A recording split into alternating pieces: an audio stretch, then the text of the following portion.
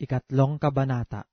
Kaya, mga banal na kapatid, mga may bahagi sa pagtawag ng kalangitan, inyong isipin ang apostol at dakilang saserdote na ating kinikilala, si Jesus, na siya'y tapat sa naglagay sa kanya na gaya rin naman ni Moises sa buong sangbahayan niya, sapagkat siya ay inaring may karapatan sa lalong kaluwalhatian kaysa kay Moises, palibhasa'y may lalong karangalan kaysa bahay, yaong nagtayo ng bahay.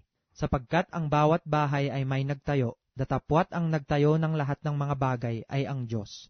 At sa katotohanang si Moises ay tapat sa buong sangbahayan niya, gaya ng lingkod, na pinakapatotoo sa mga bagay na sasabihin pagkatapos, datapwat si Kristo, gaya ng anak ay puno sa bahay niya, na ang bahay niya ay tayo, kung ating ingatang matibay ang ating pagkakatiwala at pagmamapuri sa pag-asa natin hanggang sa katapusan.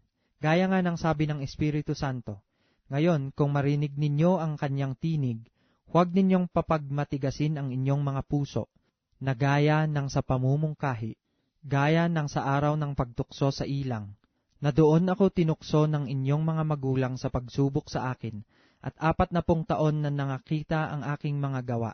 Dahil dito'y nagalit ako sa lahing ito, at aking sinabi, laging sila'y nangagkakamali sa kanilang puso, ngunit hindi nila nangakilala ang aking mga daan. Ano pat aking isinumpa sa aking kagalitan, sila'y hindi magsisipasok sa aking kapahingahan. Magsipag-ingat kayo, mga kapatid. Baka sakalin mayroon sa kanino man sa inyo ng isang pusong masama na walang pananampalataya, na naghihiwalay sa inyo sa Diyos na buhay. Ngunit kayo'y mangagpangaralan sa isa't isa araw-araw, samantalang sinasabi, ngayon, baka papagmatigasin ang sino man sa inyo ng daya ng kasalanan. Sapagkat tayo'y nagiging kabahagi ni Kristo, kung ating iniingatang matibay ang pasimula ng ating pagkakatiwala hanggang sa katapusan.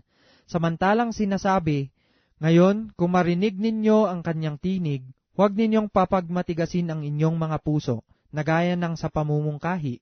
Sapagkat sino-sino na pagkarinig ay namungkahi, ngunit hindi ba gayaong lahat na nagsialis sa Ehipto sa pamamagitan ni Moises? At sino-sino ang kinagalitan niyang 40 taon? Hindi ba gayaong nangagkasala, na ang kanilang mga katawan ay nangabuwal sa ilang? At sa kani-kanino isinumpa niyang hindi makapapasok sa kanyang kapahingahan, kundi yaong mga nagsisuway? At nakikita natin na sila'y hindi nakakapasok dahil sa kawalan ng pananampalataya.